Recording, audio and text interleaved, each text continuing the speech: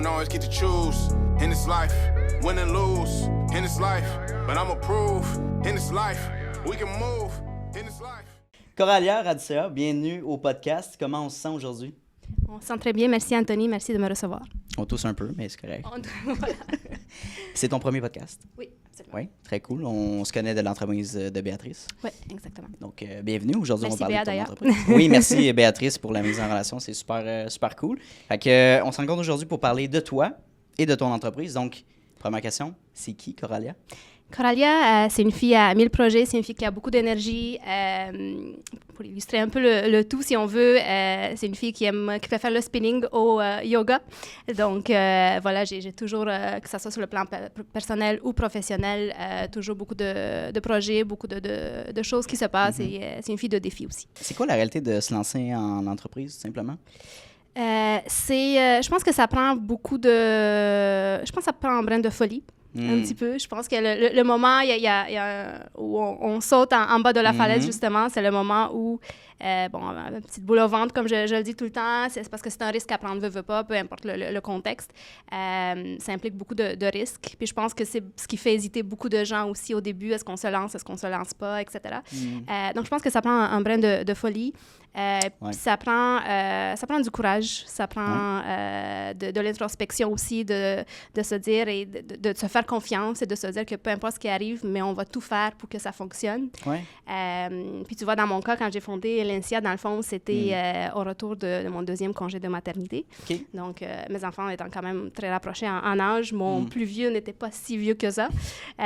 Donc, voilà, puis il n'y avait pas de filet de sécurité, il n'y avait pas de plan B. Ouais. Donc, il n'y avait que le plan A. Il y avait juste... Il y avait juste la seule option que ça réussisse. Que ça réussisse. Donc, c'était le plan A ou le plan A. Puis le plan A fonctionnait. Wow! Donc voilà. Donc, ça prend un brin de folie. Puis, faire un lien à ça, ça serait quoi ton motto? Mon motto, c'est Oprah Winfrey, dans le fond. C'est quelque chose qui m'a suivi depuis que je suis quand même toute jeune. Je pense que j'étais au cégep quand j'ai vu cette citation, puis ça m'a vraiment marquée. Puis c'est en anglais. C'est « Create the highest, grandest vision possible of your life because you become what you believe ». Puis c'est un peu ça aussi. Okay. Tu fais tout dans la vie. Je pense que tu peux réussir tout ce qui vient vers toi, tant et aussi longtemps que tu te donnes les moyens, puis tant aussi autant que tu essaies. Puis je pense qu'il faut aussi se mettre au défi soi-même, puis essayer de faire des choses le plus grand possible. Parle-moi un petit peu plus de ton entreprise, Elencia. Oui, donc c'est ça. Elencia, ça a été fondé, dans le fond, après au retour de mon deuxième congé de maternité. Je me suis lancée à mon compte comme travailleuse autonome. Elencia a suivi inévitablement. Puis, je te dirais, la boule au ventre au début, mais ça a été un des meilleurs choix que j'ai fait. Ouais. Donc, c'est vraiment... Et c'est drôle parce que j'ai parlé à un client il n'y a pas si longtemps que ça. Il me demandait comment ça allait, comment ça se passait pour Elencia et tout.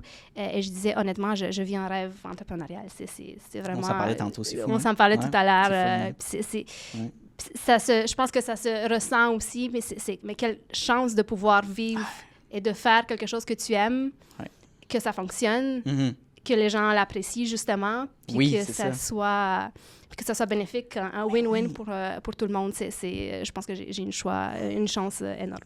Fait que ça peut être autant valorisant quand on se lance en entreprise, en entrepreneuriat, quand on part de notre entreprise, parce que c'est comme notre bébé, tu sais. On veut que notre bébé réussisse dans la vie. Versus être un salarié dans une entreprise, ça peut être aussi quand tu es motivé, puis c'est motivant de travailler pour quelqu'un, puis tu as les valeurs de l'entreprise, tu aimes ton poste, évidemment, tu travailles avec d'autres personnes que tu aimes. Les deux peuvent être autant... intéressant. Absolument. Mais d'être sur son X, justement, et d'avoir la chance de faire quelque chose que tu aimes, que ça soit, comme tu le dis, en tant qu'employé, en tant qu'entrepreneur, puis de vivre de ça, je pense que c'est une chance énorme, puis il faut qu'on soit grateful à tous les jours, absolument. Parle-moi de Elencia, en fait. Qu'est-ce que vous faites? Elencia, dans le fond, c'est une entreprise de consultation RH et de recrutement. Donc, on a deux axes. On accompagne les entreprises de la très petite start-up à la grande entreprise de plus de 3000 employés, donc d'industries diverses aussi. Et on les accompagne sur deux axes, dans le fond, que ce soit en recrutement, donc en impartition au recrutement, un service qui est offert à l'heure. On devient vraiment une extension de leur équipe pendant une période donnée, pendant un nombre d'heures plus ou moins déterminé. Puis, la chasse de tête, du côté du recrutement, la chasse de tête bien classique, où on trouve la bonne personne pour le poste. Puis, on fait aussi de la consultation RH. Donc, vraiment, soit pour la très petite start-up, on met en place des départements RH à partir de zéro. Donc, il n'y a absolument rien de bien défini. On bâtit le tout. Puis, pour les plus grandes entreprises, évidemment, on vient soutenir les équipes RH en place. Donc, on travaille plus sur une base de projet, si on veut. Par exemple, ils ont un projet de développement des compétences à l'interne, mais ils n'ont pas le temps ou l'expertise pour que l'équipe s'en occupe. Mais ils délèguent, puis on vient leur donner un coup de main. Donc voilà. Ton équipe ressemble à quoi? J'ai des pigistes, puis j'ai des gens qui sont à temps plein aussi. Puis c'est tellement important de s'entourer d'une bonne équipe et des gens qui partagent les valeurs aussi. C'est primordial. Donc, je suis très reconnaissante parce qu'ils sont absolument fantastiques. Comment tu as réussi à te démarquer sur le marché en démarrant ton entreprise? Je pense que ça a été sans le vouloir, nécessairement. Ça n'a pas été... je ne cherchais pas à changer le monde ou à réinventer la roue ou quoi que ce soit dès le début. Parce qu'au début, c'était un test. Hein. Quand j'ai parti à Elencia, c'était est-ce que ça va fonctionner, à voir, à suivre, on essaye. Puis, mais j'ai vraiment voulu tout faire pour que ça fonctionne. Puis je te dirais, ce qui a fait la différence pour Elencia, puis ce qui nous différencie justement sur le marché aujourd'hui, c'est le taux de fidélisation de nos clients. Oui. Donc, ils feront le 100%. Donc, let's go! Presque tous les clients qui font appel à nos services nous rappellent pour un autre service, que ce soit immédiatement après, pour un prolongement du contrat, que ce soit par là, un peu plus longtemps, quelques mois plus tard, mais ils nous rappellent tous ou ils nous réfèrent d'autres clients. Donc, c'est vraiment exceptionnel. Ouais. C'est la meilleure preuve de réussite, en fait? Oui. De votre service. C'est intéressant. Puis comment on fait, justement, en tant que de recevoir ce feedback-là, comment on réagit comme entrepreneur? Je pense que c'est ce qu'il y a de plus beau puis de plus... la meilleure reconnaissance qui soit, en fait. Je pense que parce que le but en consultation puis en fondant Elencia aussi, c'était d'avoir un impact réel puis d'aider les entreprises, les entrepreneurs, les chefs d'entreprise, les employés à être heureux, à bien vivre puis dans un climat sain. Puis le fait qu'ils le reconnaissent puis qu'ils veulent, qu'ils en veuillent encore plus, c'est la plus belle preuve de reconnaissance. Puis je te dirais, c'est la plus belle motivation aussi parce que ça nous motive à garder ce même rythme puis cette même qualité-là. Ça met la barre haute quand même. Je te le cacherai pas que c'est définitivement... ça met la barre très haute. Mais... Tu vois, Elencia, en fondant Elencia, je cherchais un nom, en fait. Oui, mais entre autres. Pour l'entreprise. Pour l'entreprise. Puis, c'est ça, Elencia vient du latin excellentia, qui veut dire excellence. Wow. Puis ça a été, tu vois, en trouvant ce nom-là, c'était vraiment anodin au début, mais je voulais quelque chose qui me parle à moi avant tout, parce qu'Elencia, c'était moi. Qui me rappelle à tous les jours comment est-ce que je veux traiter mes clients, puis comment est-ce que je veux vivre cette aventure entrepreneuriale. Ouais. Wow. OK. Donc, c'est intéressant justement d'avoir le backstory de comment tu as trouvé ton nom. Parce qu'Elencia, j'étais comme, OK, qu'est-ce qui ressort ça? Parce que souvent, les gens vont créer leur entreprise à partir de leur nom, ce qui est vrai, mais c'est le fun que tu ailles chercher l'origine latin. C'était une option. C'est ça, parce que c'est à travers toi, tu as commencé seul et tout ça, fait que c'est intéressant. On va prendre le contexte en ce moment qui est vraiment intéressant pour l'audience. Tu es une maman qui a 2 enfants. C'est quoi la réalité de jongler la maternité et le démarrage d'entreprise? C'est, je te dirais peut-être conflictuel, ce que je vais dire, dans le sens où, d'un côté, tu veux vraiment donner le meilleur de toi-même parce que tu veux montrer l'exemple à tes enfants et tu veux tu veux qu'ils voient que c'est possible et qu'on peut réussir et qu'on peut faire ce qu'on aime et qu'on peut être passionné dans la vie. Right. Et tu veux qu'ils puissent à leur tour trouver leur voie. Donc, parce que comme parent, tu as ce rôle-là aussi d'essayer de les inspirer peut-être, puis d'être vraiment un exemple pour eux.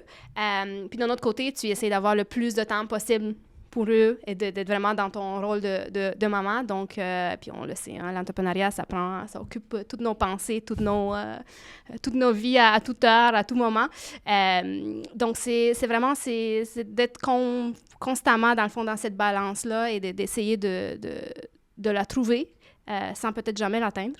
Parce que des fois, on est un peu plus maman, des fois, on est un peu plus entrepreneur, tout dépendant des jours, des semaines, des contextes, etc. Donc, c'est vraiment c'est comme une danse. Je le vois vraiment comme une danse qui ne finit pas, mais... Tu apprends à naviguer là-dedans, j'imagine? Tu apprends à naviguer là-dedans, trouver des solutions. Okay. Puis je pense que c'est important aussi de s'écouter, puis d'essayer de faire le meilleur qu'on peut en tant que parent, puis en tant qu'entrepreneur. Mais tu viens de toucher à ça, justement. C'est quoi ta perception de l'équilibre de vie? Tu es rendu à aujourd'hui? L'équilibre de vie, je pense que c'est de s'écouter. C'est de faire des choix qui nous parlent. Tu vois, j'ai souvent... je côtoie des entrepreneurs, des chefs d'entreprise, etc., qui travaillent, par exemple, très tard le soir ou qui finissent leur journée vraiment 8, 9, 10 heures le soir, qui envoient encore des courriels, qui sont encore en train de faire des appels et tout. Mais je pense que c'est important de s'écouter. Si c'est ça qui fonctionne parce que, justement, tu es un peu moins matinal, tu commences ta journée un petit peu plus tard et que tu te permets ce luxe-là, on va l'appeler un luxe, mais ça n'est pas, hein? Mais tu peux te permettre de, justement, naviguer entre tout ça et que tu es bien, que ta santé mentale va bien à la fin, je pense que c'est ça l'important. Donc, parce que ma recette... à moi, peut-être ne va pas fonctionner pour toi, ne va pas fonctionner pour quelqu'un d'autre et vice-versa. Donc, je pense que c'est vraiment, vraiment important de s'écouter puis de faire des choses qui nous font du bien, de savoir quand ralentir, de savoir quand s'arrêter, de savoir quand est-ce qu'on peut donner un petit peu plus aussi. Donc, voilà. C'est intéressant. Merci. Puis je pense que les gens vont aller chercher beaucoup de valeur avec cette réponse-là, l'audience, surtout les entrepreneurs qui veulent se lancer. C'est quoi la réalité, tu sais, de l'équipe de vie? T'sais, personnellement, je pense que c'est impossible d'atteindre cet équilibre de vie au début, dans les premières années, je dirais. Puis après, tu apprends à travailler puis à te faire ton propre mode de vie, ton propre lifestyle, justement, qui te permet de vivre une vie qui est équilibrée. Parce que quelqu'un peut être équilibré à faire 80 heures par semaine. C'est pas le fun. Mais quelqu'un peut être... Tu peux faire un travail tellement plaisant que lui, c'est des vacances quasiment. Là. Fait que je pense que ça dépend de chaque personne. Puis oui, je suis entièrement d'accord. Des enfants, évidemment. Là, je suis entièrement d'accord. Puis ça peut aussi changer dans le temps. Ça peut... Ce qui fonctionne pour moi cette année, peut-être que l'année prochaine, justement, ça ne va plus fonctionner parce que ma réalité personnelle, professionnelle, risque de changer aussi. Là. Donc, et encore une fois, c'est important de s'écouter puis d'être en continuel, d'accepter un peu les ebbs and flows de la vie aussi, parce que ça joue beaucoup là-dedans. Ça a été quoi la plus grosse difficulté que tu as vécue dans ton parcours d'entrepreneur? Je pense que ça a été le lâcher-prise. Ah, OK. Par rapport à quoi? Un peu tout. Un peu tout. Comme je disais, je suis une fille de défi qui est quand même très, très compétitive, une fille qui est très passionnée, qui se donne vraiment à fond. Mais parfois, il faut apprendre justement à lâcher prise, puis on parlait d'équilibre pour essayer de trouver cet équilibre-là, mais ça prend une partie et d'être bien avec ce lâcher prise-là aussi. Donc, je pense que c'est important. Puis de réaliser qu'on ne peut pas tout faire, qu'il faut faire des choix. Donc, je pense que ça a été le plus difficile, puis ça l'est encore aujourd'hui, d'ailleurs. Souvent, dans les offres d'emploi, quand on est salarié et on veut trouver une job, les employeurs vont écrire soit sur Indeed ou dans leur offre, on cherche la perle rare. Comment on fait pour trouver la perle rare ou trouver sa bonne personne qui va pouvoir pourvoir ce poste-là? Comment on fait? Je pense que c'est question de fit des deux côtés. Okay. Autant du côté de l'employé que de l'employeur. Puis tu vois, je dirais la même chose à un employé qui me demande comment est-ce que je fais pour trouver mon emploi de rêve. Oui. Mais c'est de trouver vraiment le fit au niveau des valeurs, au niveau technique, au niveau des compétences, évidemment. Il faut que le poste cadre avec autant les attentes de l'employeur que les demandes de l'employé. Mais au-delà de ça, je pense que c'est question de fit. Est-ce que les valeurs de l'entreprise, est-ce que la culture d'entreprise, est-ce que les gens avec qui cette personne-là va travailler, est-ce que tout fait du sens? Puis est-ce que c'est réellement la place où cette personne-là veut être? Et ça, c'est parfois difficile parce que, bon, les gens se cherchent un emploi parce qu'ils doivent subvenir à leurs besoins. Donc, des fois, on prend un emploi parce que, justement, on a besoin d'un emploi et le plus rapidement possible, ou parce que, bon, surtout maintenant, il y a beaucoup de mises à pied, beaucoup d'entreprises qui vont un peu moins bien. Donc, dans ce contexte-là économique un petit peu plus difficile, ça peut être un peu plus difficile à naviguer, mais je pense que le fit est très, très, très important. OK. Je voulais t'amener une prochaine question, mais avant de l'introduire, je vais te poser celle-ci. C'est quoi, en fait, c'est quel type d'industrie que tes clients opèrent? Mes clients, dans le fond, à l'INSEE, on est généraliste. Donc, on n'a pas une industrie spécifique. On a des clients en TI, en EdTech, dans le domaine industriel, manufacturier, beaucoup de génie conseil aussi. Donc, de tout âge. Tu dirais, mettons qu'on cherche un employé, tu n'as pas de barème par rapport à ça? Non, on n'a pas de... Dans le fond, on couvre pas mal tous les postes. Les postes de professionnels, les postes exécutifs. Donc, on peut définitivement aider les entreprises. Puis la recette à ça, c'est que, justement, on s'assure de bien connaître le client ou de le connaître le plus possible avant de prendre le mandat. Puis de vraiment aller en détail et de décortiquer le plus pour justement trouver le fameux fit dont on parlait tout à l'heure. Autant du côté du candidat que du côté de l'employeur. Alors, je pense que c'est important de poser beaucoup, beaucoup de questions. Tu connais-tu le concept du red flag? Oui, absolument. Ce serait quoi un red flag qu'un employeur pourrait te dire? Tu sais, un client qui t'approche pour aller chercher des employés. Y a-tu des choses qui devraient... Il faut pas que tu penses de même quand tu vas aller chercher des employés. Y a-tu des choses... C'est sûr que, puis une des questions que je pose en prise de mandat, ça serait, qu'est-ce qui est arrivé à la personne qui occupait ce rôle avant ou pourquoi la personne est partie? C'est sûr que si l'employeur me répond et me dit que les 3 dernières personnes qui ont occupé ce rôle sont parties après, je sais pas, peu de temps, c'est certain que c'est peut-être un red flag. Donc là, on pose encore plus de questions. Donc c'est le moment de décortiquer, de vraiment aller en profondeur, d'aller comprendre. Et c'est la beauté, dans le fond, de ce qu'on offre aussi, c'est qu'on offre un service complet. Donc, pour ce client-là qui va nous approcher avec un mandat, qui va nous dire « OK, j'ai besoin de recruter quelqu'un mais qu'il y a eu quelques difficultés, disons, avec le rôle à l'interne précédemment. Est-ce que c'est vraiment un problème de recrutement ou est-ce que c'est un problème de culture? Est-ce que c'est vraiment... Peut-être que le client aurait besoin un peu plus de nos services de consultation RH que de nos services de recrutement. Puis d'ailleurs, c'est ce que on fait un parallèle, mais d'ailleurs, c'est ce qui m'a amené à fonder Elencia, c'était ce vouloir-là d'offrir un service complet, puis de pouvoir aider le client avec ce qu'il a besoin, pas avec ce qu'il pense qu'il a besoin. Parce qu'il y a une nuance aussi. Puis souvent, d'un point de vue externe, à force de voir des entreprises, on est en mesure de le déceler quand même assez rapidement. Coralia, disons qu'on a une grosse entreprise. Disons, je prends aléatoirement McDonald's Canada qui contacte Coralia. On a un gros problème de roulement d'employés. Ça rentre, mais ça sort aussi vite. Qu'est-ce que je devrais regarder en premier? Je pense que ça prend une analyse approfondie. Et le problème peut être à plusieurs niveaux. Ça peut être définitivement un problème de culture. Il peut y avoir quelque chose à l'interne qui ne fonctionne pas et dont les employés se rendent compte une fois qu'ils sont en poste. Ça peut être un problème de recrutement aussi parce qu'on n'est pas en mesure de trouver le bon fit, que le processus de recrutement n'est pas assez peut-être rapide, n'est pas adapté à la réalité de l'entreprise aussi. Ça peut aussi être un souci d'accueil et intégration. Peut-être que les employés, une fois qu'ils rentrent en poste, mais ils ont une expérience employée qui n'est pas à la hauteur de ce qu'on leur a promis. Donc là, très rapidement, ils se rendent compte que le poste n'est pas pour eux, donc ils quittent. Donc, je te dirais que la première chose que je ferai, c'est que je parlerai au plus de gens possible. Puis je poserai beaucoup de questions pour justement avoir un diagnostic complet, un portrait de la situation afin de pouvoir justement les aider puis les accompagner. Très bon. Qu'est-ce qui différencie Elencia? Au-delà du taux de fidélisation, donc comme je disais tout à l'heure, je pense que c'est le fait qu'on fait les choses par passion. Et c'est valide pour moi, mais c'est aussi valide pour tous les gens dans mon équipe.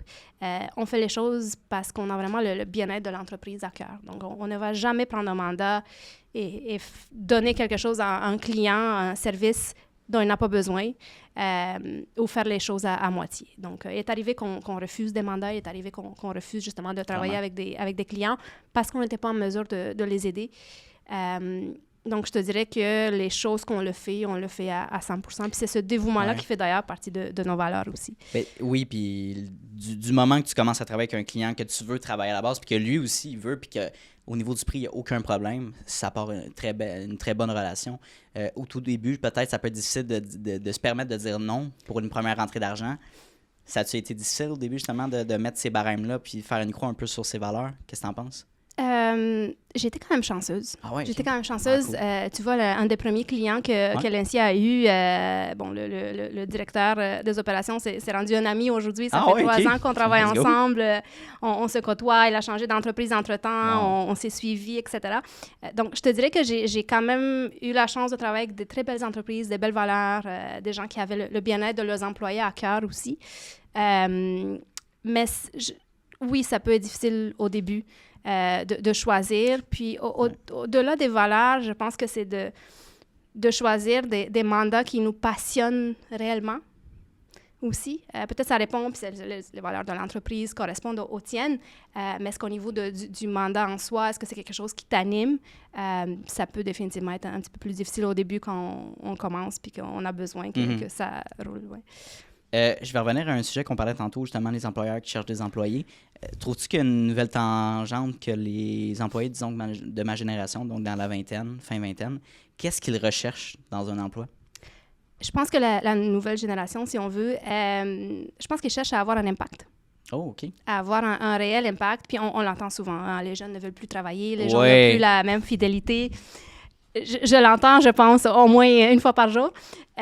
Mais je pense que c'est au niveau des valeurs. Les valeurs ont un peu changé. Les gens ne veulent plus faire un rôle parce que on doit aller au travail et que c'est mon 9 à 5 que je vais aller, peu importe ce que ça implique. Ouais. Je pense que les gens cherchent à avoir un réel impact, que ce soit sur l'entreprise, sur le monde, sur la société. Puis les gens veulent être reconnus. Mais comment cette reconnaissance-là est perçue par chacun, c'est différent.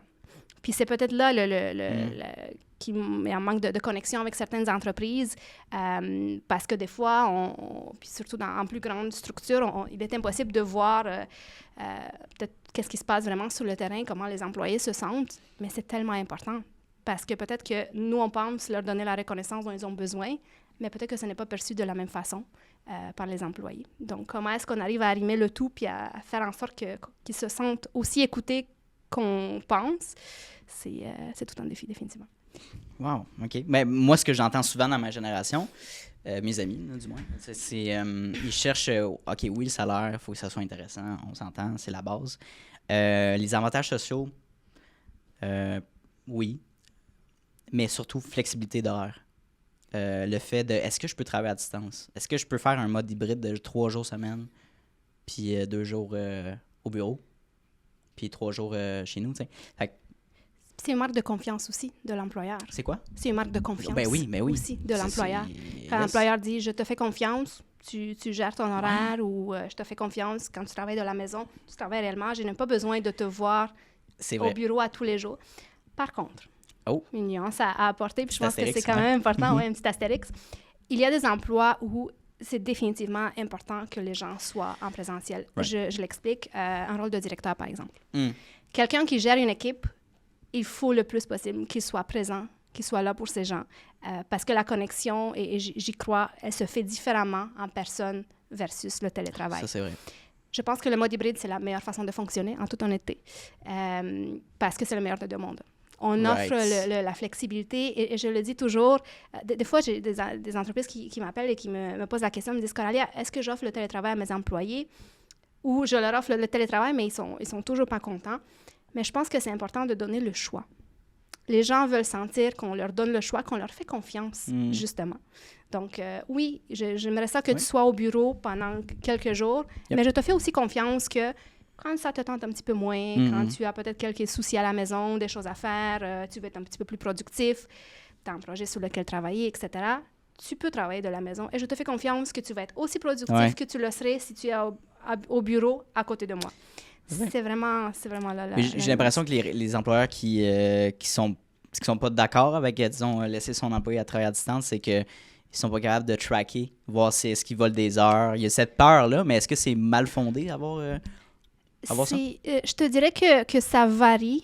Comme je disais, des fois, il y a certains rôles. Puis oui, j'ai donné un exemple, un rôle de directeur ou de gestionnaire, mais il y a tellement d'autres. Il y a des rôles techniques où, justement, la collaboration se fait mieux en présentiel. parce que c'est beaucoup plus rapide, parce qu'il y a des choses à montrer dans le domaine, je ne sais pas, manufacturier, mais c'est beaucoup... Il faut être là, il faut aller voir la ligne de production directement, chose que tu ne peux pas faire si tu es à la maison. Donc, pour certains rôles, c'est mieux d'être en présentiel. Puis c'est là qu'il faut vraiment analyser chaque situation puis prendre au cas par cas. Mais je pense aussi, pour répondre à ta question directement, je pense aussi que pour certains, oui, c'est une peur que les employés ne fonctionnent pas. Mais là, je te dirais que c'est vraiment, on est dans un autre problème aussi, c'est pourquoi tu ne fais pas confiance à tes employés. Puis donc, pourquoi que ça soit fondé ou pas, qu'est-ce qui a amené cette réflexion-là? Est-ce que c'est parce que, justement, par le passé, il y a eu des gens qui n'ont pas fait leur travail? Est-ce qu'on devrait généraliser parce qu'une personne n'a pas travaillé? Est-ce qu'on devait penser que tout le monde en fait de même? C'est vraiment d'analyser la situation puis de jouer un peu l'avocat du diable parfois aussi. Bon, l'IA, l'intelligence artificielle, c'est un fameuse mot intelligence clickbait, artificielle, tout le monde en parle, tout le monde en offre, tout le monde... mais en contexte d'employé puis d'employeur, comme des employeurs, c'est sûr que c'est le fun, c'est de la main-d'œuvre qui coûte presque rien. Pour les employés, ça ressemble à quoi la réalité de ça? Vu que c'est en développement constant, la technologie, au niveau de leur poste, disons un poste d'usine, un robot qui rentre, qui remplace 10 personnes, comment on navigue là-dedans? Je te dirais que ça dépend de la capacité d'adaptabilité puis de la curiosité aussi de chacun, parce que c'est nouveau. Hein, donc, on est tous curieux, on veut tous savoir comment ça fonctionne puis qu'est-ce que ça fait.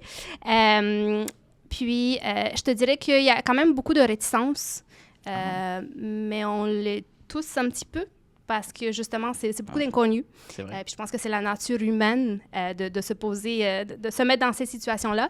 Mais au-delà de ça, c'est la responsabilité de l'employeur aussi de comment est-ce qu'il va amener le changement. Puis là, on tombe dans un tout autre contexte de gestion du changement. Comment est-ce que l'employeur va apporter ces changements-là? Comment est-ce qu'il va les présenter à l'équipe? Comment est-ce qu'il va répondre aux questionnements de son équipe? Est-ce qu'il va les prévoir? Est-ce qu'il va être prêt à répondre à leurs questions? Ou est-ce que c'est un changement qui va imposer tout simplement du jour au lendemain, sans préparation, sans formation, sans les aviser? Et c'est là qu'on revient au point dont on parlait tout à l'heure. C'est important d'écouter les employés, de les tenir au courant des changements qui s'en viennent, parce que c'est quand même un changement majeur, de répondre à leurs questionnements, de les former, de leur trouver des solutions puis des alternatives aussi. Oui, ton rôle va changer, mais voici ce que tu pourrais faire. Puis comment on va le moduler pour que ça fasse du sens, oui, pour l'entreprise, mais aussi pour toi, pour que tu te sentes bien là-dedans. Puis ça peut même être une opportunité pour l'employé de se développer, d'aller acquérir des nouvelles compétences. C'est une motivation, là. Absolument. C'est cool. J'ai entendu certains incitatifs à travers les réseaux pour les employés. Donc, un employé ou un programme, disons, pour encourager les gens à être en forme. Fait que l'entraînement, d'avoir un surplus de salaire par rapport à ça, si tu as une constance avec ton gym, puis ou ton gym est remboursé, whatever. Mais tu sais, qu'on encourage justement les gens à s'entraîner. Ça, c'est par rapport à ça. Il y a Wavency qui fait ça aussi pour ses employés. Eux, dans le fond, offrent à chacun des heures de formation payées. Donc, tu sélectionnes la formation en ligne que tu veux, puis tu es payé à apprendre à l'interne au niveau des heures par mois. Fait que ça, je trouvais ça comme, wow, that's it, c'est nice. Puis ça, c'est des compétences de plus dans leur sac qu'ils vont pouvoir utiliser dans leur travail ou ailleurs à l'externe. Fait que, tu sais, je trouvais ça intéressant, ça les motive, puis eux, ils ont le choix de choisir qu'est-ce qui serait pertinent pour leur carrière, tu sais. Absolument. Puis c'est toute une question de comment est-ce qu'on aborde le tout. Puis définitivement, ça peut être une belle occasion de développement. Je pense que l'IA peut nous apporter beaucoup. Je pense que le secret, c'est vraiment de s'y lancer, de se questionner, d'apprendre le plus possible, de se former un peu plus. Puis c'est constamment en mouvement. On en apprend encore, puis même les experts eux-mêmes, ils en apprennent encore. On découvre une nouvelle façon de faire. Mais je pense qu'il y a beaucoup d'outils qui vont nous faciliter la vie. Nos rôles vont changer, nos emplois vont changer. Mais je pense que c'est pour le mieux, puis c'est l'occasion d'aller vraiment à un prochain niveau. Qu'est-ce qu'on fait quand on a un employé qui nous propose mon poste est faisable à 100% de distance? On l'a jamais essayé, mais disons qu'il l'est. Je veux pouvoir travailler en vacances quand que je veux. Donc, tu sais, je pense qu'il y a une différence entre travailler à distance chez lui et travailler en voyage. Ce serait quoi que les employeurs devraient mettre comme sécurité pour permettre cette option-là, disons? La question, la réponse est peut-être pas... mais ça dépend. Ouais. Parce que, tu vois, à distance, tu as beaucoup d'enjeux aussi sur la sécurité de l'information, entre Ah, autres. tu vois, on pense pas à ça. OK. Entre autres. Ouais. Donc, oui, tu vas être à distance, mais tu vas être connecté où? Parfois, c'est des rôles, je pense au rôle en finance ou en informatique, où tu as vraiment accès à de l'information très sensible.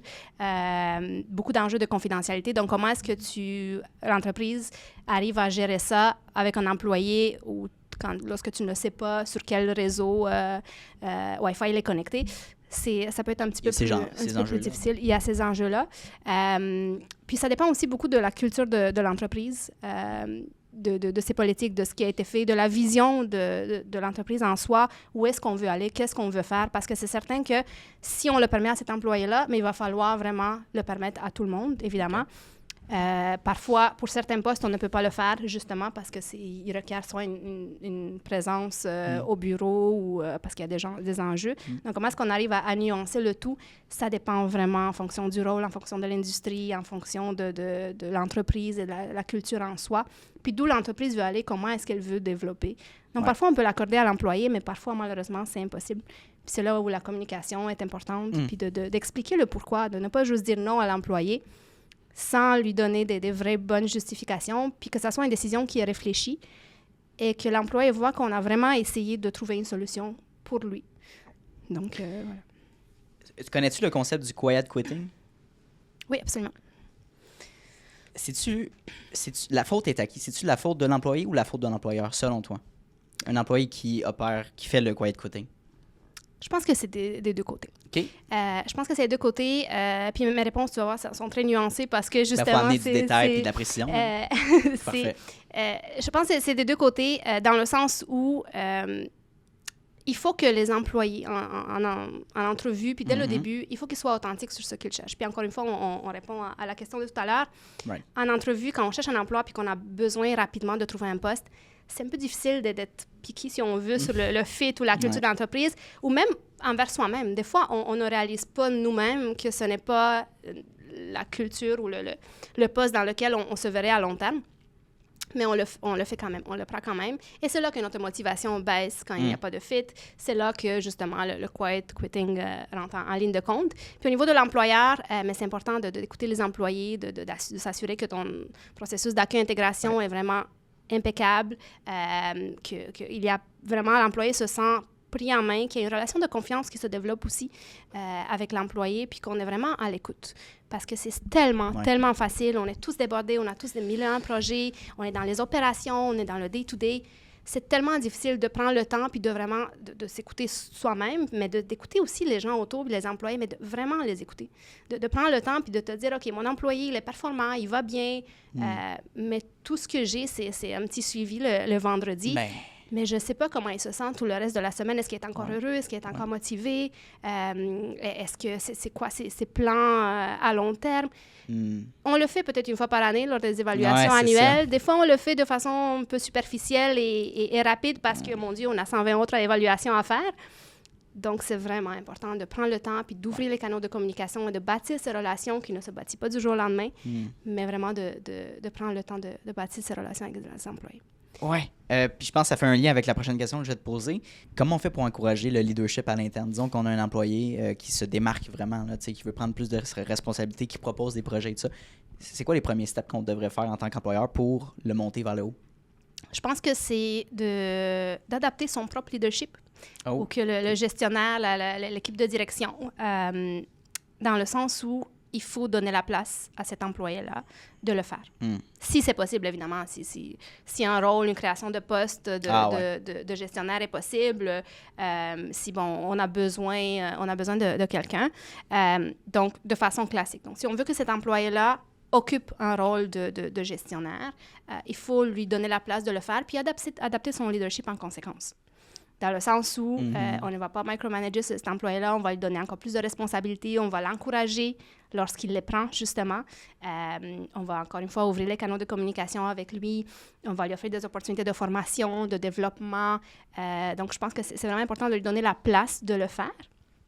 Puis, s'il n'y a pas de possibilité de développement à l'interne, parce qu'il arrive qu'il y a des employés qui veulent avancer, qui veulent avoir accès à un poste plus haut, mais que malheureusement, soit la structure de l'entreprise ne le permet pas, puis que ça soit à court, moyen ou long terme, soit le poste est déjà occupé par quelqu'un qui est déjà là.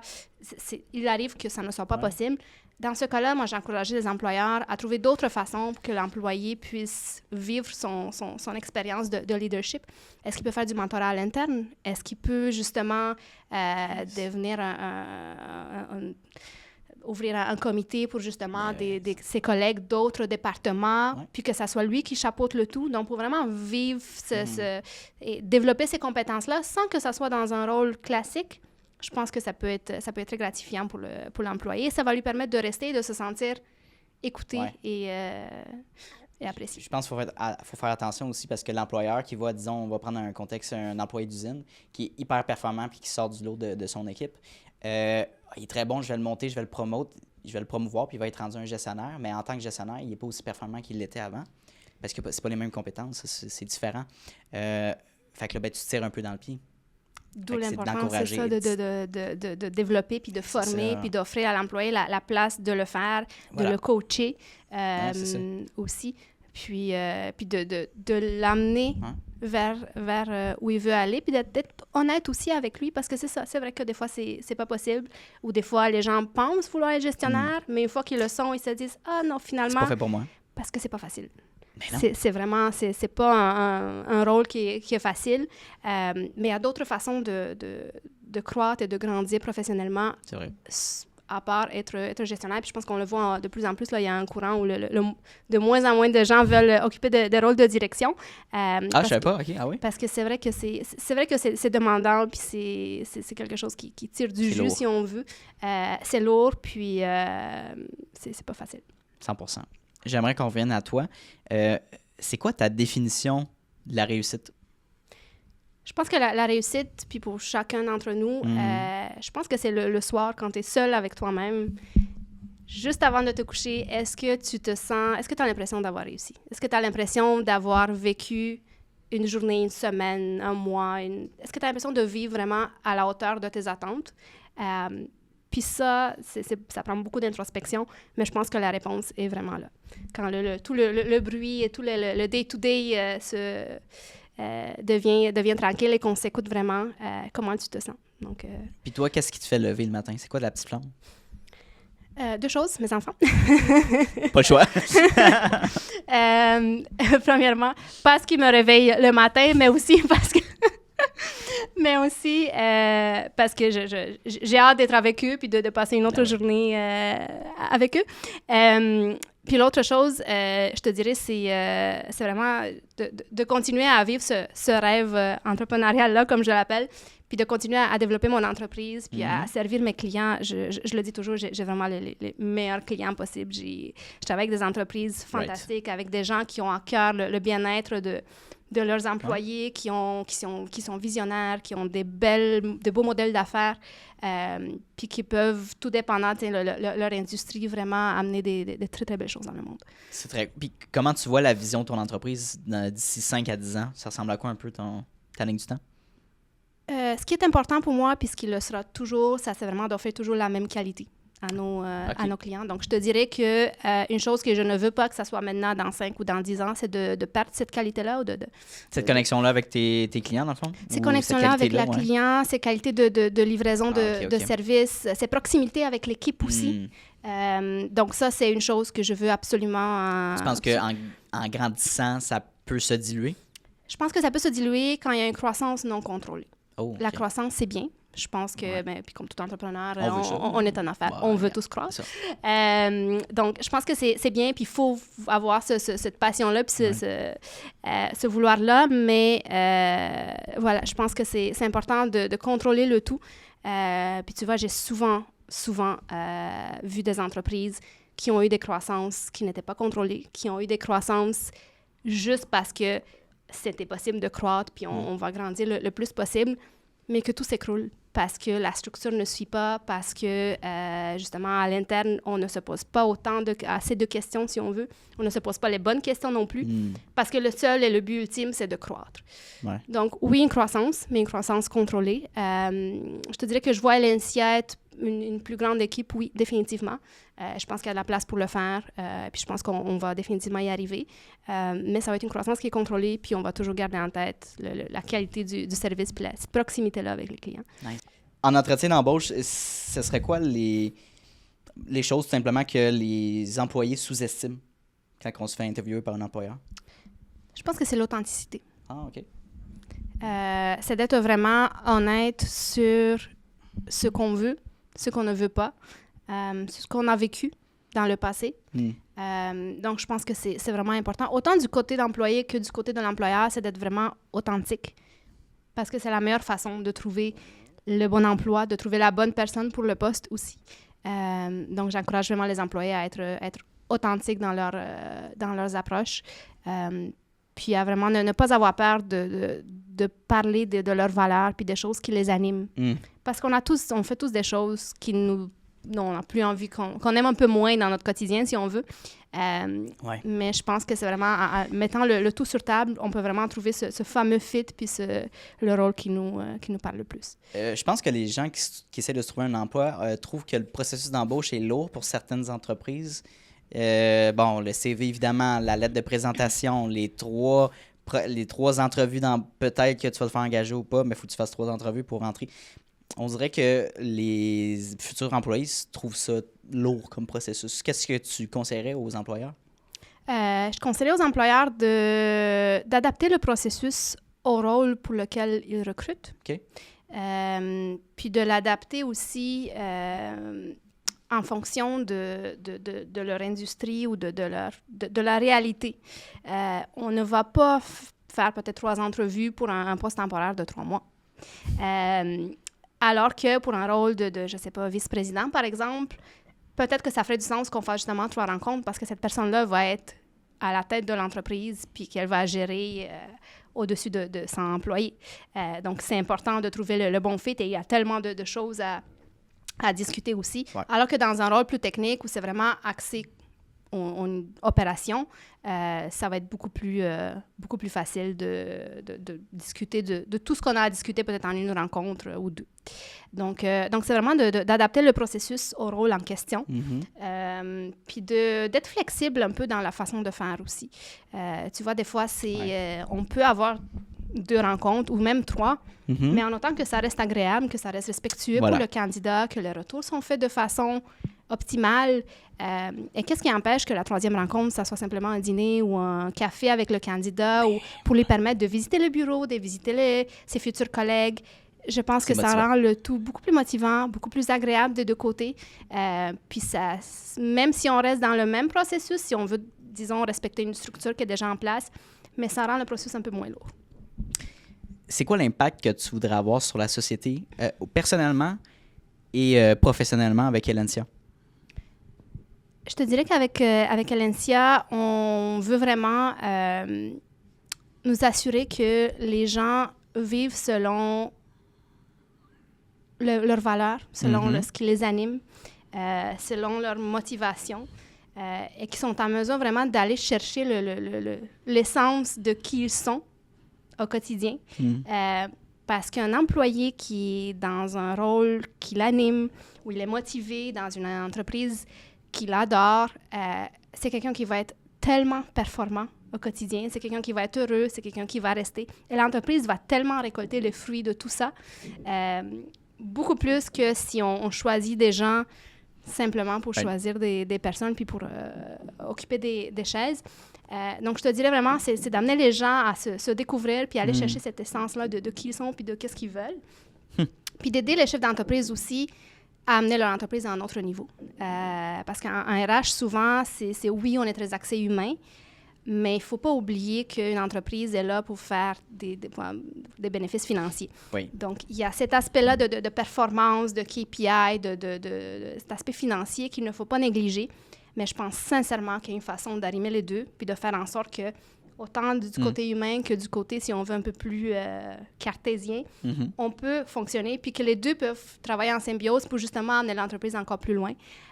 Donc, je pense que c'est vraiment d'aider les entreprises à être encore plus performantes puis à faire des belles choses. Comme je te disais tout à l'heure, c'est sûr. J'ai des clients qui donnent des services exceptionnels. J'ai des clients dans des industries qui innovent, qui apportent vraiment des solutions aux problématiques qui existent. Puis c'est vraiment... C'est une chance de pouvoir les accompagner à le faire encore plus. Ben, c'est inspirant. Puis toi, au niveau personnellement, as-tu des buts, des ambitions que tu voudrais réinvestir dans la société? As-tu des causes qui te tiennent à cœur? Je suis impliquée auprès de la grande journée des petits entrepreneurs. Oui, c'est cool, ça. Je sais pas si... oui, évidemment, maman de 2 enfants.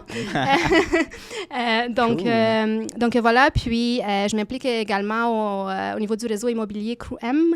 Okay. Je ne sais pas si tu connais, dans le fond, c'est un réseau immobilier pour promouvoir et motiver, dans le fond, les femmes dans le réseau immobilier. Cool. Donc voilà. Wow! Ben c'est génial. Puis, hey, j'ai une petite question pour toi de plus que je pense serait pertinent. Parce qu'il y a les hard skills, les soft skills quand on veut t'embaucher. Puis, personnellement, hard skills, mis à part ça, c'est quoi les soft skills qu'une personne ou un employé futur devrait développer pour être attirant aux yeux d'un employeur? Je pense que l'adaptabilité est clé. Surtout dans l'époque dans laquelle on vit, de pouvoir s'adapter à différents contextes, à différentes situations, à des changements qui parfois sont hors de notre contrôle, un changement organisationnel qui arrive du jour au lendemain pour différentes raisons. Mais il faut savoir s'adapter, puis il faut être en mesure de le faire rapidement. Donc, je pense que l'adaptabilité est l'authenticité, encore une fois, d'être vrai envers qui on est, d'être en mesure de donner un feedback constructif aux collègues, d'être transparent envers ton gestionnaire, envers tous les gens que tu côtoies. Je pense que c'est important de le faire avec tact, de le faire avec finesse, mais d'être quand même dans l'authenticité. Je pense que ça crée des belles relations et une belle culture d'entreprise en ensemble. Donc, c'est ça. Cool. Où est-ce qu'on peut te contacter pour faire affaire avec toi? Donc, il y a mon site web, elencia.ca. On répond, que ce soit par courriel ou au numéro de téléphone qui est affiché. Sinon, LinkedIn reste toujours une belle façon de nous contacter. Je te dirais qu'on est tout le temps disponible, il y a tout le temps quelqu'un au bout du fil pour vous répondre chez Elencia. Merci. T'as-tu aimé ton expérience? C'était génial. Merci beaucoup. Merci encore pour toi. C'était super cool. Merci. Hey, salut, ça fait déjà la 2e fois qu'on se voit dans cette même vidéo-là. Donc, merci de ton attention, puis merci de ta discipline, parce que c'est un mince pourcentage des gens qui sont capables d'écouter du début de l'épisode jusqu'à la fin. Donc, merci beaucoup de ta discipline. Ça démontre énormément de motivation de ta part et bien sûr d'un aspect important de l'entrepreneuriat que oui, la motivation c'est important, mais la discipline c'est encore plus important. Donc, merci de ton attention. La meilleure manière que tu peux me repayer pour ce podcast-là, vu qu'il est accessible à tous et gratuit, il va rester gratuit. Ça, c'est important. Notez-le à quelque part. Je tiens qu'il reste gratuit, accessible à tout le monde. En fait, c'est tout simplement de repartager le podcast dans des Instagram Stories, d'en parler avec tes amis, d'envoyer le lien à tes amis. Hey, Mathis, va donc écouter cet épisode-là. C'est super intéressant. Ça vaut de l'or. Puis, ça va me permettre d'aller faire croître le podcast à un niveau exponentiel. Donc, merci beaucoup pour ton aide et ton intérêt pour le podcast. Et bien sûr, on se revoit la semaine prochaine dès jeudi midi pour un nouvel épisode. Donc, bonne journée à toi.